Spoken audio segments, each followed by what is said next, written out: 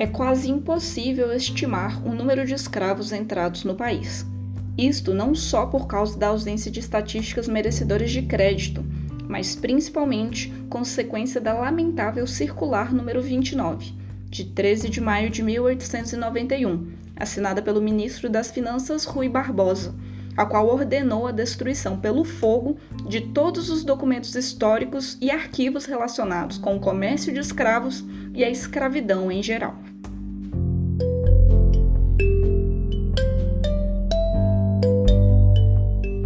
O Incontáveis é um projeto de extensão e pesquisa do programa Polos de Cidadania da UFMG, vinculado à sua plataforma aberta de atenção em direitos humanos, a PADU, que tem por objetivo analisar e divulgar sistematicamente dados sobre o fenômeno da população em situação de rua no Brasil, considerando todas as regiões do país, seus estados e municípios. Nunca houve na história do país um censo nacional com a população em situação de rua, sendo uma reivindicação antiga dessas pessoas que continuam sendo invisibilizadas, silenciadas, criminalizadas, encarceradas, patologizadas e sistematicamente eliminadas no nosso país. Com a pandemia, a luta social é por vacina para todos, mas como vacinar uma população ainda não contabilizada? O número de 67 mil pessoas em situação de rua foi previsto pelo Plano Nacional de Imunização e passa longe da realidade.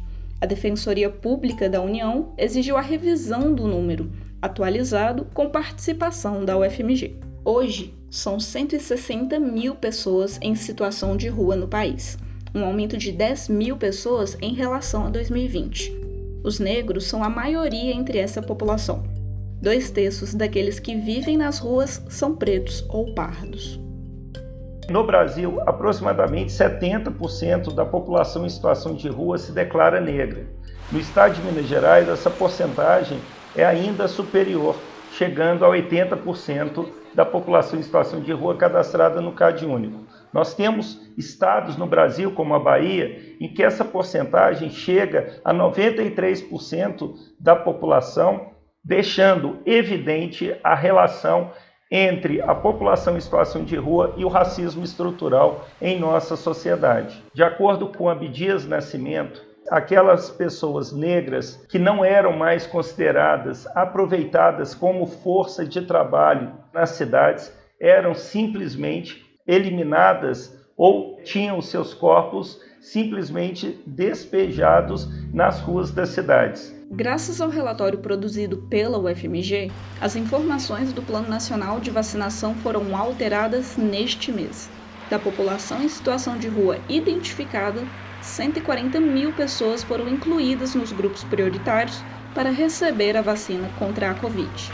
Outras mudanças mais profundas ainda são necessárias. Para o enfrentamento do fenômeno da população em situação de rua no Brasil, é imprescindível encarar de frente as violências estruturais que têm produzido e ainda produzem marcas profundas nos corpos territórios dessas pessoas, majoritariamente vidas negras, historicamente e cotidianamente violentadas pelo racismo, o sistema patriarcal e as desigualdades sociais decorrentes do capitalismo e das políticas neoliberais presentes em nosso país e no mundo. É urgente e de fundamental importância para a formulação, implantação, monitoramento e avaliação de políticas públicas no Brasil, a realização de um censo nacional com a população em situação de rua e a atualização sistemática da base de dados do Cadastro Único para Programas Sociais do Governo Federal, o CadÚnico, atual e principal instrumento de visibilização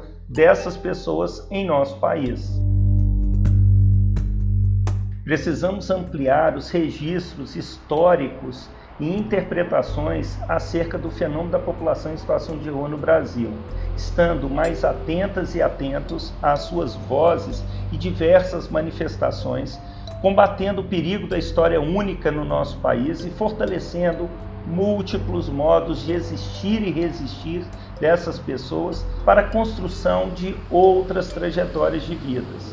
trajetórias de vidas negras que deveriam importar para as políticas públicas, governos e toda a sociedade brasileira.